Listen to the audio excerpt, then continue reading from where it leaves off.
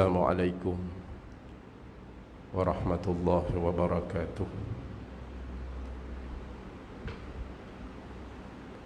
Alhamdulillah,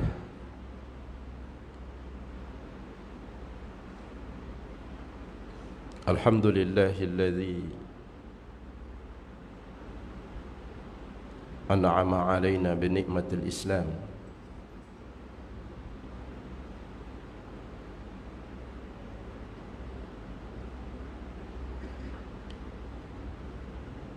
Asyhadu an la ilaha illallah wahdahu la syarika lah, wa asyhadu anna Muhammadan abduhu wa rasuluh.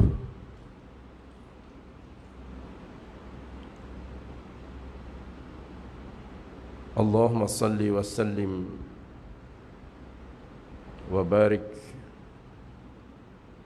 ala habibina al-Mustafa Sayyidina Muhammadin Nabiyyil Muhda wa Imamil Mujtaba wa Rasulina al-Murtada wa ala alihi wa ashabihi wa man syahada bi jihadihi wa man da'a bi da'watihi wa istanna bi sunnatihi wa man sara ala nahjihi ila yaumiddin, amma ba'd.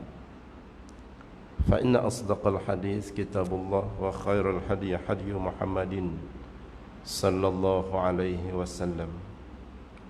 Syarrul umuri muhdatsatuha wa kullu muhdatsatin bid'ah wa kullu bid'atin dhalalah wa kullu dhalalatin finnar. Ashabul fadilah, pengurusi dan seluruh jawatan kuasa surau sekalian, pimpinan-pimpinan masyarakat, pimpinan taman, tuan-tuan haji, ibu, ayah-ayah, abang-abang, adik-adik, para tetamu Allah. Alhamdulillah, syukur kita rafakkan pada malam ini sekali lagi dapat kita bersama dalam meneruskan usaha kita untuk memahami agama, apatah lagi memahami perjalanan hidup Nabi kita Muhammad sallallahu alaihi wasallam, dan seterusnya kita mengambil ibrah, pengajaran, dan mengambil apa-apa yang datang daripada Nabi dan meninggalkan apa-apa yang diperintahkan dan yang ditinggalkan oleh Nabi sallallahu alaihi wasallam. Mudah-mudahan bermanfaat dengan umur kita, bermanfaat dengan tenaga kita, dan bermanfaat dengan masa yang telah Allah kurniakan dalam kehidupan kita. Kita sambung lagi perbincangan kita berkaitan melalui kitab Madza Ya'ni fi Intima'il Islam, apa erti saya menganut Islam. Dan kita masih dalam tajuk saya mestilah Muslim di sudut akhlak. Dan kita telah pun melihat beberapa akhlak-akhlak baginda sallallahu alaihi wasallam, dan kita sampai kepada perkara yang kelima pada malam ini, atas tajuk akhlak baginda sallallahu alaihi wasallam dan akhlak seorang muslim adalah lemah lembut dan sabar. Dalam Al-Quran, Allah Subhanahu wa taala sebut melalui banyak firman Allah tentang perintah Allah supaya berlemah lembut dan sabar. Berlemah lembut terutama sekali dalam soal perkataan dan tingkah laku. Berlemah lembut terutama sekali sesama orang-orang yang beriman kepada Allah. Sebab itu sifat orang yang berlemah lembut adalah sifat orang yang tidak mendahulukan kemarahan dalam kehidupan. Orang yang segera marah adalah orang yang jauh daripada sifat lemah lembut, mendahulukan kemarahan daripada yang lain. Sebab itu Allah SWT dalam menyebut sifat orang yang bertakwa kepada Allah, alladzina yunfiquna fis sarra'i wad dharra, kata Allah, orang bertakwa itu ialah orang-orang yang mereka menafkahkan harta pada jalan Allah, sama ada waktu senang ataupun waktu sempit. Wal kadhiminal ghaiz, dan mereka yang boleh menahan kemarahan. Menahan kemarahan itu adalah sifat ataupun seseorang yang mempunyai sifat lemah lembut. Mereka tidak mendahulukan kemarahan, tetapi sebaliknya menahan kemarahan. Dan sifat orang yang lemah lembut juga Allah kata wal afina 'anin nas, mereka yang segera untuk meminta kemaafan dan memberikan kemaafan kepada sesama manusia. Itu Allah menyebut tentang sifat orang yang bertakwa.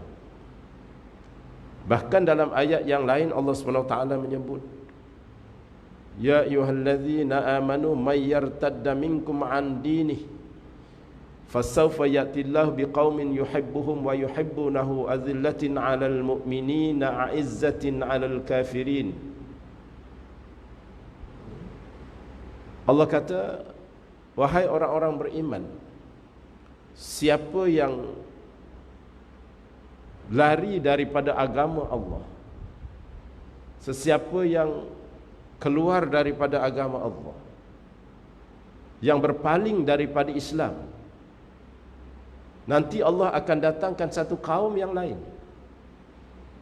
Sebab orang yang berpaling daripada agama Islam, daripada agama Allah, ini sifat orang yang tidak ada lemah lembut, apatah lagi tidak mempunyai ketakwaan kepada Allah Subhanahu wa taala. Maka Allah boleh datangkan kaum yang lain yang sifat mereka ialah yuhibbuhum wa yuhibbunah. Mereka kasih kepada Allah, Allah kasih kepada mereka. Azillatin 'alal mu'minin, sifat mereka ialah mereka berlemah lembut sesama orang-orang beriman. A'izzatin 'alal kafirin, dan mereka bersifat gah ataupun mereka bersifat gagah terhadap orang-orang yang kafir. Itu Allah SWT sebut sifat orang-orang yang layak untuk mewarisi agama Allah Subhanahu wa taala. Sebab itu sifat orang yang Allah kasih kepada mereka dan mereka dikasihi oleh Allah Subhanahu wa taala, mereka kasih kepada Allah ialah orang yang sesama orang beriman, mereka berlembut. Tetapi dengan orang-orang yang kafir, mereka keras. Mereka menunjukkan kehaibatan, gah mereka kepada ataupun bersifat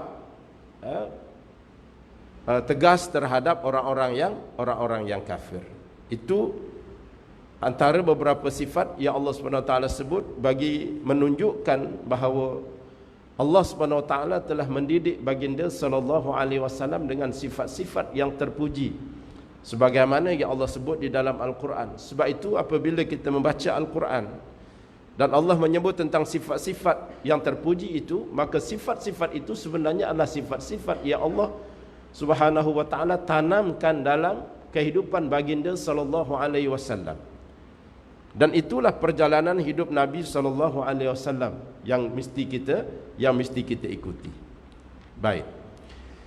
Sedikit huraian daripada Sahibul Alamah Dr. Fathiakan dalam kitabnya ini.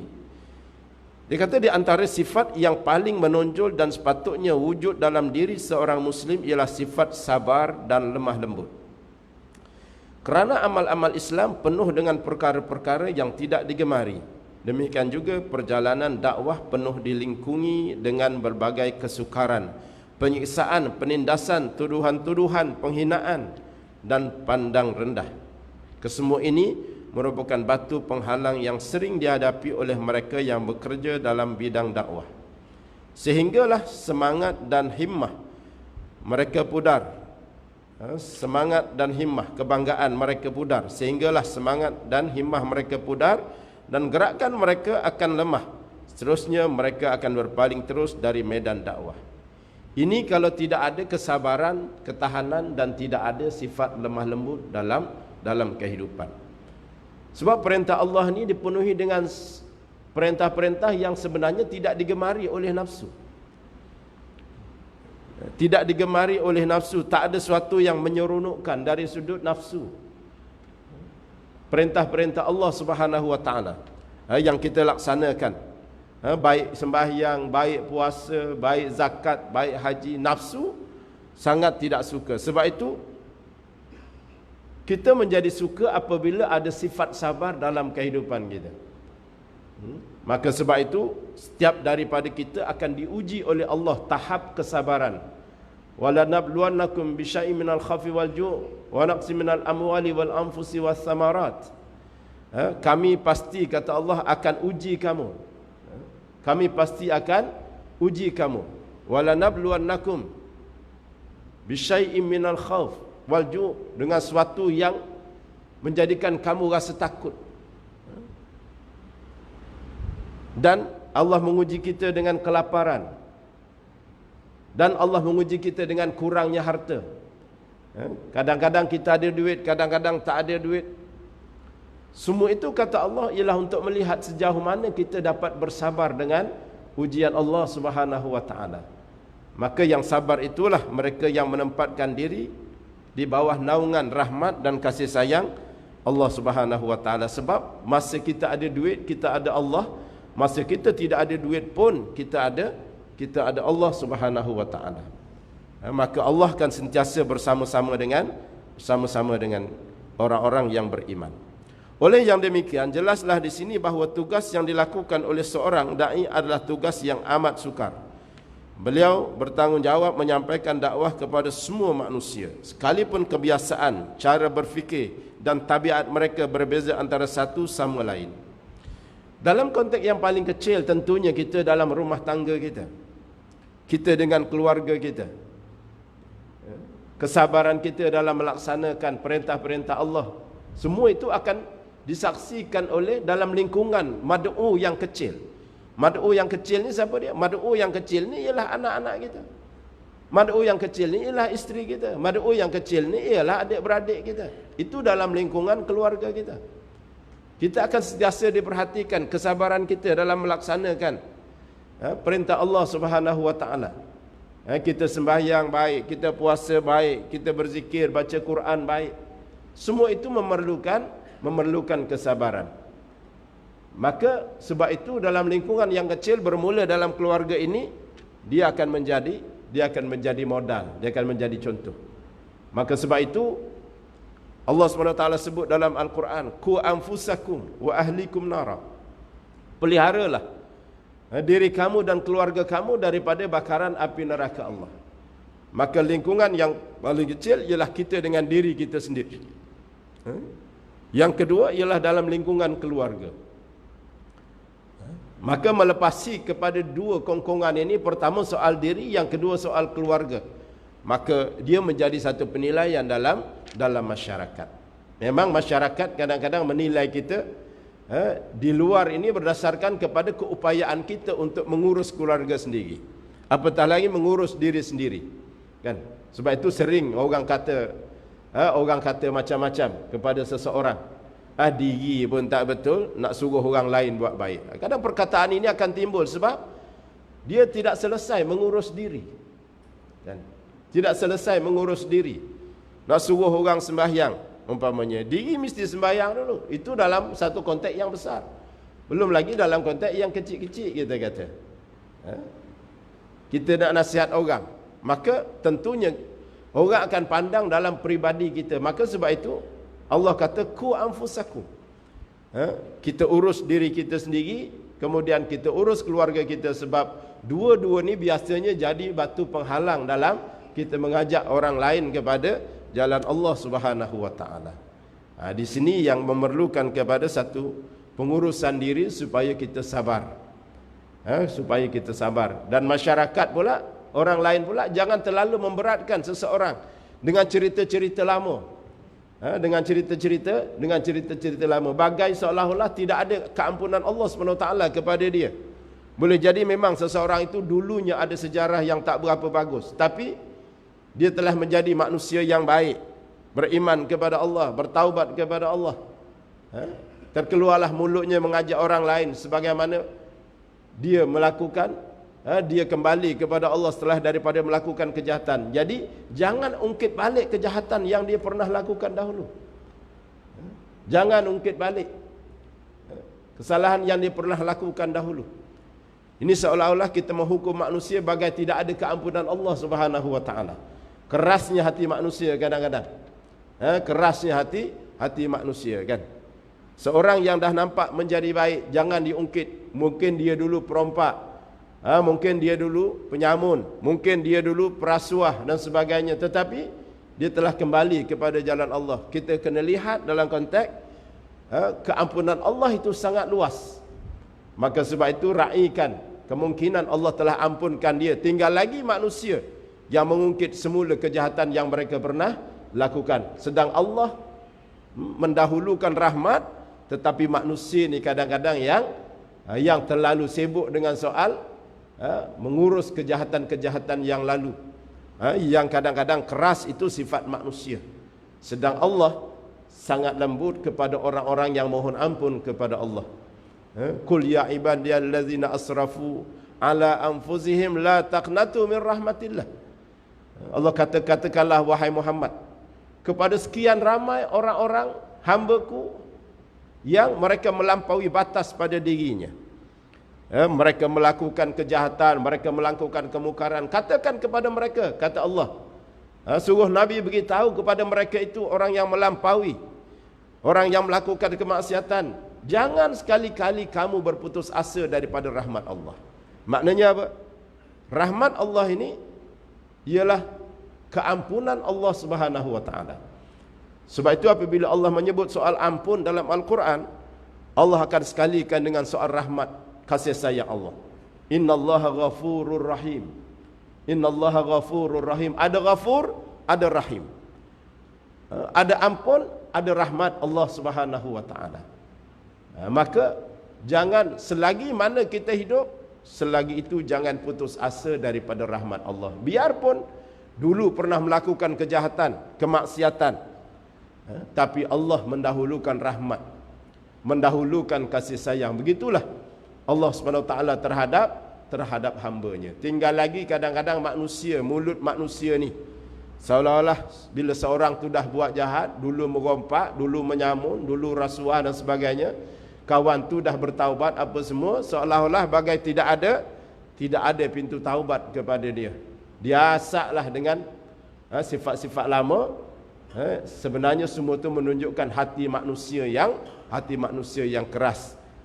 Sedangkan Allah SWT Maha lembut, Al-Latif, Al-Ghafur terhadap orang-orang yang beriman. Baik.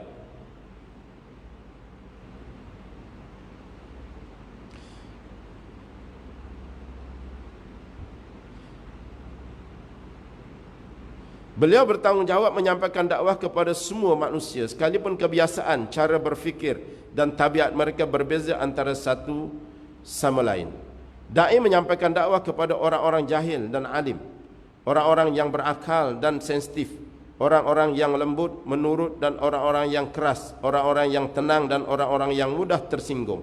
Oleh itu, dai mestilah berbicara dengan manusia sesuai dengan akal mereka itu. Berkatalah kepada mereka ala qadari uqulihim, atas kemampuan akal yang mereka boleh terima. Sebab itu laras bahasa, bermula dengan laras bahasa, bukan sekadar soal tingkah laku. Laras bahasa pun kena sesuaikan. Bercakap dengan orang Kelang, tak sama bercakap dengan orang di belah-belah kampung tu. Kita berdakwah di bandar, tak sama kita berdakwah dengan orang-orang asli tu di tempat di kampung, sebab laras bahasa. Laras bahasa. Jadi itu menurut kadar akal mereka. Mereka mengikut kadar penerimaan mereka. Jadi bercakap, sebab itu dakwah berdasar kepada audiens, bukan berdasar kepada siapa yang menyampai. Berasaskan kepada audiens. Sebab itu Nabi sering menjawab beberapa soalan-soalan yang ditanya kepada Nabi. Sering jawapan Nabi itu berbeza. Dan jawapan Nabi itu ialah melihat kepada siapa yang bertanya pada ketika itu. Siapa yang bertanya kepada Nabi. Ada bertanya kepada Nabi, apakah amalan yang terbaik? Nabi jawab sekian. Ada orang lain datang kepada Nabi, apalah amalan yang terbaik? Nabi jawab sekian. Itu menunjukkan, menggambarkan siapa yang bertanya kepada Nabi pada ketika itu. Maka sebab itu Nabi mengenali apa masalah orang yang sedang dihadapi oleh Nabi SAW pada ketika itu. Itu kebijaksanaan yang Allah berikan kepada baginda SAW. Oleh itu, kesemua ini amat memerlukan kepada satu kesabaran yang sungguh kebal, memerlukan kesanggupan untuk menanggung risiko dan memerlukan sifat lemah lembut. Oleh kerana itulah arahan-arahan Al-Quran dan hadis-hadis Nabi SAW penuh dengan galakan supaya seorang Muslim itu bersifat dengan sifat sabar, lemah lembut dan hati-hati. Di antara arahan-arahan Al-Quran, sebagaimana firman Allah, A'udzubillahi minasyaitanir rajim, walaman sabara wa ghafara inna dzalika lamin azmil umur. Tetapi orang yang bersabar dan memaafkan, sesungguhnya perbuatan yang demikian itu termasuk hal-hal yang sangat diutamakan. Sebab itu Nabi menghadapi pelbagai manusia. Nabi menghadapi pelbagai manusia, tetapi Nabi mendahulukan kesabaran bagi sahabat-sahabat yang beriman kepada Allah Subhanahu wa taala dalam soal dakwah. Begitu juga kadang-kadang kepada orang yang kafir yang Nabi rasa boleh ajak mereka kepada Islam. Yang Nabi rasa dapat ajak mereka kepada Islam. Nabi bersabar, Nabi berlembut kepada Abu Sufyan umpamanya. Padahal di kota Mekah ni Abu Sufyan ni antara kepala penjahat. Antara kepala penjahat. Tetapi dalam peristiwa Fathul Makkah, bila Nabi masuk ke kota Mekah, Nabi boleh sebut kepada para sahabat, sesiapa yang berada dalam Masjidil Haram dia selamat, dan sesiapa yang berada di rumah Abu Sufyan dia selamat. Padahal semua tahu Abu Sufyan ni kepala penjahat ketika itu. Di kota Mekah dialah perancang, dialah kepala paling samsing. Tapi Nabi boleh berlembut sebab Nabi telah nampak lorong bahawasanya Abu Sufyan akan mengikut baginda SAW. Sebab itu berlembut. Begitu juga sejak sebelum daripada itu lagi dalam perjanjian Hudaibiyah. Kenapa Nabi berlembut untuk menerima isi kandungan perjanjian Hudaibiyah, sedangkan isi kandungan itu berat sebelah? Kenapa Nabi bersabar? Kenapa Nabi berlembut? Sebab Nabi nampak pintu kemenangan. Dengan cara Nabi bersabar, Nabi berlembut, kerana itu adalah keutamaan dalam soal dakwah. Yang penting selepas daripada itu Nabi dapat masuk ke kota Mekah. Sebab itu perjanjian Hudaibiyah walaupun nampak macam berat sebelah, tetapi yang paling penting Nabi ada peluang untuk masuk kota Mekah, dan Nabi dapat berdakwah dan menunjukkan akhlak Islam kepada orang-orang kota Mekah, menyampaikan ajaran Allah, sama ada melalui akhlak ataupun melalui ibadah. Maka setahun ataupun pada tahun hadapannya, benar Nabi sungguh dapat masuk ke kota Mekah. Sekaligus pada ketika itu berlakunya peristiwa Fathul Makkah, pembukaan kota Mekah. Itu rahmat, itu disebalik daripada kelebihan bersabar. Sebab itu bersabar kepada musuh, bersabar bersyukur kepada sahabat, kepada rakan, bersabar terhadap musuh. Itu ajaran yang diperintahkan oleh Allah Subhanahu wa taala. Firman Allah lagi, fasfahus safhal jamil, fasfahis safhal jamil. Maka maafkanlah mereka dengan cara yang baik. Maafkan mereka dengan cara yang baik. Ni. Sebab itu bermuamalah dengan cara yang lembut. Kan? Walaupun kadang-kadang ada ketika kita boleh guna cara keras, diizinkan, tapi lebih kedepankan soal lembut. Umpamanya orang yang kita menagih hutang orang. Kita menagih hutang orang. Orang berhutang dengan kita. Sebab tu saya selalu sebut, kadang-kadang bapa yang kadang-kadang sebelum ni datang masjid, tiba-tiba tak datang masjid, lama tak datang masjid. Kan? Biasanya ada je datang, kemudian tak datang. Kemungkinan pertama dia konfrontasi dengan Allah. Satu. Tapi biasa-biasanya dia konfrontasi dengan orang masjid. Ataupun dengan individu yang selalu datang ke masjid. Antara jadi sebab konfrontasi itu pasal apa? Pasal dia berhutang tapi tak bayar. Kan? Orang yang beri hutang pula kadang-kadang keras sangat. Sampai dia tu sendiri yang berhutang malu nak datang ke masjid. Lebih teruk lagi, orang berhutang tu waktu berhutang tu memang niat tak nak bayar. Itu lagi teruk lagi. Jadi akhirnya dia sendiri tu tak nak datang masjid, tak nak jumpa orang yang beri hutang kepada dia. Ini satu hal. Sebab itu Allah sebut dalam Al-Quran, wa in kana dzu usratin fanadhiratun illa maisarah wa an tasaddaqu khairul lakum in kuntum ta'lamun. Allah kata, orang yang diberi hutang, orang yang memberi hutang, berilah tempoh kepada orang yang berhutang pada satu tempoh yang tertentu. Minta minggu ni, dia kata tak boleh bayar. Janjinya kata minggu ni nak bayar, tak boleh bayar, bagi tempoh lagi minggu depan. Tak boleh lagi, bagi lagi bulan depan. Tak boleh lagi, bagi lagi bulan depan. Tak boleh lagi, bagi tempoh lagi tahun depan. Sebenarnya lagi kita bagi tempoh, lagi baik kepada kita. Pasal ganjaran pahala kepada kita akan terus berjalan. Kan? Orang yang berhutang dengan kita, kita berakhlak dengan dia, dan dia pun jujur dengan hutang dia. Kita yang berakhlak dengan orang yang kita beri hutang, ganjaran pahala kita akan terus berjalan selama mana dia berhutang kepada kita. Kalau dia dah bayar, selesai masalah. Tapi selama dia berhutang, jangan bimbang, pahala kita terus berjalan selagi dia tak bayar. Kan? Bagi tempoh tak bayar, bagi tempoh tak bayar, sampai bila? Tengok. Tahu-tahu dengar-dengar mati. Dah mati, tak bayar hutang. Apa nak buat? Allah kata, wa antasaddaqu khairul lakum. Kalau kamu niat sedekah tu lebih baiklah. Kan? Kadang-kadang belum mati pun, tapi tengok gaya hidupnya memang pakat tak bayarlah. Tengok gaya tu tahu dah. Dulu masa berhutang dulu ada kereta, pas satu-satu kereta kena jual, rumah kena jual. Kan? Tengok gaya tu tahu dah memang tak bayar punya. Allah kata, wa antasaddaqu khairul lakum. Kalau kamu niat sedekah tu lebih baiklah, kata Allah. Lebih baik. Apatah lagi kalau dah mati, dah orang mati ni membawa hutang, roh dia alaqa baina samawati wal ard, bergantung. Langit tak sampai, bumi pun tak jejak. Roh ni orang yang berhutang walaupun mati syahid. Walaupun mati syahid. Jadi urus hutang. Jadi oleh sebab itu, orang yang memberi hutang, bila orang yang berhutang tadi dah mati, dia nak buat macam mana? Maka kalau Allah kata, wa antasaddaqu khairul lakum, kalau kamu niat sedekah itu lebih baik. Biarlah kesian roh dia, langit pun tak sampai, bumi pun tak jejak.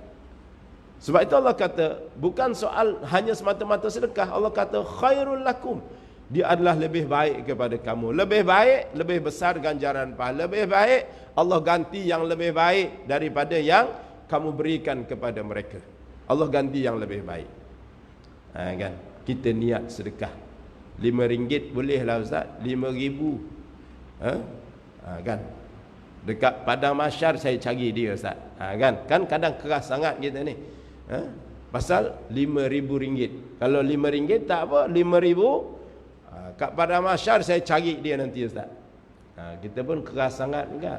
Padahal Allah dah buat tawaran dah, kalau kamu niat sedekah RM5,000 tak apa. Allah boleh ganti yang lebih baik. Itu. Jadi sebab itu sama ada yang berhutang, memberi hutang, apatah lagi yang berhutang perlu berakhlak. Perlu berakhlak. Innama yuwaffas sabiruna ajrahum bighairi hisab. Sesungguhnya hanya orang-orang yang bersabarlah yang dicukupkan pahala mereka tanpa batas.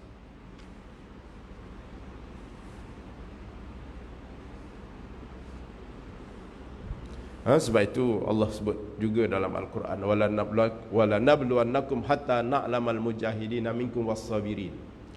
Allah kata pasti kami akan uji kamu sehinggalah kami tahu siapa di kalangan kamu ni yang sanggup untuk tolong agama aku, kata Allah. Dan aku nak tahu, aku uji kamu tu sebab aku nak tahu siapa di kalangan kamu orang yang paling sabar, kata Allah. Sebab itu Allah datangkan makhluk-makhluk lain dalam kehidupan kita itu ialah semata-mata untuk kita bersabar. Kalau kadang didatangkan kepada kita makhluk yang suka mencaci kita, yang suka fitnah kita, yang suka caci kita. Kadang-kadang datangkan pula satu makhluk yang tiba-tiba melanggar kereta kita, kan? Dia pun tak ada niat nak melanggar, tapi tiba-tiba umpamanya, kan, macam mana kita nak buat? Allah sengaja datangkan itu sebenarnya apa? Was-sabirina minkum, siapa di antara kamu yang paling sabar. Sabar inilah mendapat kedudukan rahmat di sisi Allah Subhanahu wa taala. Baik. Wa idza khatabahumul jahiluna qalu salama. Dan apabila orang-orang jahil menyapa mereka, mereka mengucapkan kata-kata yang mengandungi keselamatan.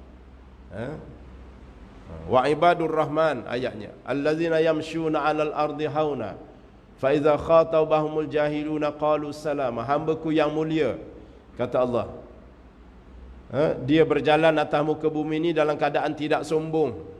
Dan apabila dia disapa, ditegur oleh orang-orang yang jahil, orang jahil ni tahulah, kadang-kadang dia menegur cara elok, kadang-kadang kerana kejahilannya dia menegur tu ikut hentam aja. Dia bukan nak tahu tentang kita. Kadang-kadang tak ikut protokol-protokol, dia bukan tahu pun protokol apa, kan. Kan kita tu ada Datuk Seri, kadang-kadang tak dipanggilnya Datuk Seri, kan. Kadang-kadang Tuan Guru tapi tak dipanggilnya Tuan Guru, dihentamnya saja, din gitu je, kan. Din, Jadi tak payah nak marah-marah. Pasal apa? Pasal dia jahil. Kan? Sebab itu sifat hamba-Ku yang mulia, kata Allah, dia akan membalas balik dengan perkataan yang mengandungi kesejahteraan. Fa iza khatabahumul jahiluna qalu salama. Dia akan membalas balik dengan perkataan yang mengandungi kesejahteraan. Orang mendengar pun rasa seronok. Begitulah Nabi SAW menghadapi para sahabat. Sebab itu Nabi tak pernah mengeluarkan perkataan mencela, tak ada. Maki hamun, sekalipun orang yang paling dibenci, habis cerita, serahkan sahaja kepada Allah. Sebab itu beberapa nama-nama yang Nabi sebut serahkan kepada Allah, sampai mati dia tak dapat petunjuk daripada Allah. Allahumma alaika bi Abi Jahl, Wasyaibah, Rabi'ah, Utbah, Rabi'ah. Semua itu nama yang Nabi sebut. Ya Allah, aku serahkan kepada kamu Abu Jahal, aku serahkan kepada kamu Abu Lahab, aku serahkan kepada kamu Utbah Rabi'ah, Syaibah Rabi'ah. Semua yang Nabi-Nabi sebut yang serahkan kepada Allah, semuanya mati tidak mendapat petunjuk. Padahal Abu Jahal seangkatan dengan Abu Sufyan. Abu Sufyan boleh dapat petunjuk Allah, Umar boleh dapat petunjuk Allah, Sayyidina Hamzah boleh dapat petunjuk Allah. Tetapi Nabi tak pernah mencela, kecuali apabila ayat yang turun daripada Allah yang dibacakan oleh Nabi mencela Abu Lahab. Itu ayat yang dibaca oleh Nabi, tabbat yada abi lahabi wa tab. Sedang bila Yahudi mati sendiri, dibawa Nabi berdiri memberikan penghormatan kepada jenazah, walaupun dia seorang Yahudi. Itu maknanya apa? Walaupun dia sudah mati, tak payah nak dicela. Kita teruk kadang-kadang sesama orang Islam, semua orang beriman pun mencela ni Allah. Sampai mati kadang-kadang terus dihina, terus dicaci, terus dimaki. Itu sifat kerasnya hati manusia. Baik.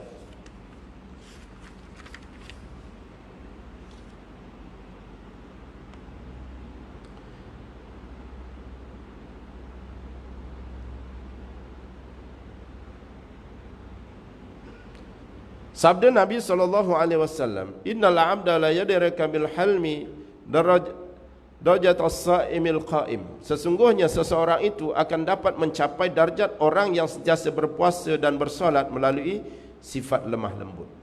Kan? Berlemah lembut, dia mendapat ganjaran pahala puasa, pahala solat. Bukan sekadar dia, tapi pahala orang lain yang dihadapinya. Itu bagi orang yang mempunyai sifat lemah lembut sesama orang-orang yang beriman.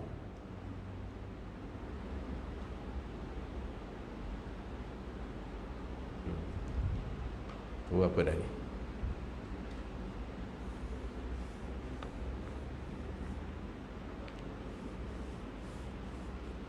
Baik. Sabda Nabi SAW, "Ala unabbiukum bima yashrifullah bihil bunyan wa yarfa'a bihid darajat." Qalu na'am ya Rasulullah. Qala tahlumu ala man jahla alaika wa ta'fu amman zalamaka wa tu'ti man haramaka wa tasilu man qata'ak.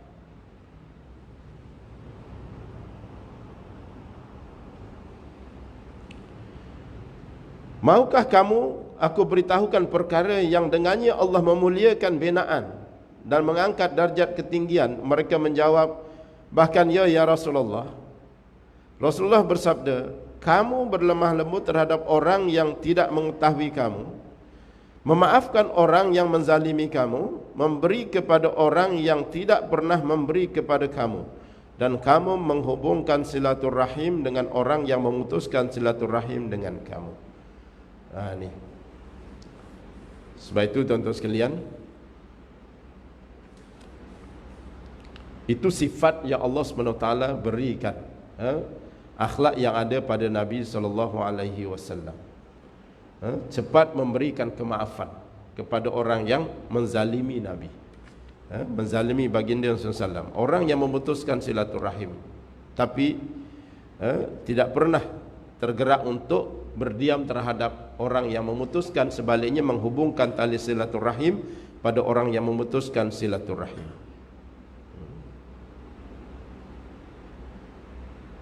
Dan memberikan kemaafan kepada orang yang menzalimi. Itu sifat terpuji, sebagaimana disebut oleh baginda. Kemudian sabda Nabi lagi, "Iza jama'allahu al-khalaiq nada munadi aina ahlul fadl." Qala fayaqumu nas wahum yasiru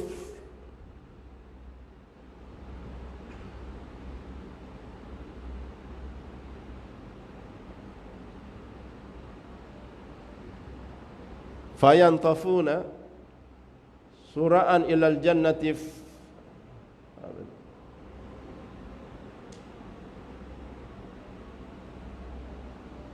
fatatlafahumul malaikah fayaquluna wa ma fadlukum fayaqulun kunna idza zalamna sabarna wa idza asi'an ilaina halimna fayuqal lahum udkhulul jannah fa ni'ma ajrul amilin. Apabila makhluk dihimpunkan pada hari kiamat, seorang tukang seru pun menyeru, di manakah orang-orang yang mempunyai keistimewaan?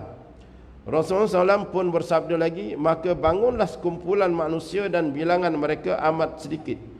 Mereka pun segera bergerak menuju syurga. Para malaikat lantas menemui mereka dan berkata, apakah keistimewaan kamu? Mereka menjawab, di mana yang lampau, yakni di dunia apabila kami dizalimi, kami bersabar. Apabila diperlakukan sesuatu kejahatan kepada kami, kami bersifat lemah lembut. Lantas dikatakan kepada mereka, masuklah kamu ke dalam syurga. maka nikmatlah ganjaran bagi mereka yang beramal. Baik.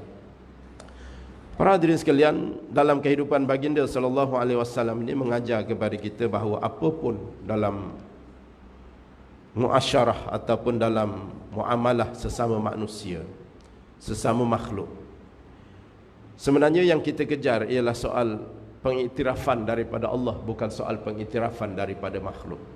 Sebab itu bila berlemah lembut, kadang-kadang orang merasakan dia kalah kepada sesama manusia. Bukan soal kalah. Bila kita sabar, itu tidak menunjukkan kita kalah. Tetapi kerana yang kita cari ialah bukan soal pengiktirafan manusia, tapi pengiktirafan Allah. Sudah tentu 3 perkara yang paling asas. Pertama ialah keredaan Allah, kedua ialah keampunan Allah, dan yang ketiga ialah syurga Allah Subhanahu wa taala. Manusia ni Allah hanya datangkan kepada kita sebagai ujian, menguji kita tentang kesabaran kita. Yang datang yang baik kepada kita, kita syukur. Yang datang yang tidak baik kepada kita, kita bersabar. Begitulah lumrah dalam kehidupan. Maka para hadirin sekalian, Nabi sendiri didatangi oleh manusia-manusia yang pelbagai. Tetapi Nabi mendidik kita supaya mendahulukan soal kesabaran dalam menghadapi kezaliman, kesyukuran dalam menghadapi ukhuwah di kalangan rakan-rakan para sahabat yang bersifat baik kepada baginda sallallahu alaihi wasallam. Itu 2 sifat yang ada pada diri baginda sallallahu alaihi wasallam, sebagaimana yang disebut, yang dihuraikan. Baik, jadi insya-Allah nanti kita akan tengok tentang sifat-sifat ataupun praktik yang dilakukan oleh baginda sallallahu alaihi wasallam dalam soal akhlak ini. Jadi saya nak berhenti setakat ini, dan kita akan sambung lagi pada tajuk masih lagi dalam soal akhlak baginda, ataupun saya mestilah akhlak sebagai seorang muslim. Kita akan sambung dalam perbincangan pada bulan yang akan datang, insya-Allah. Ada nak respon apa-apa ke tuan?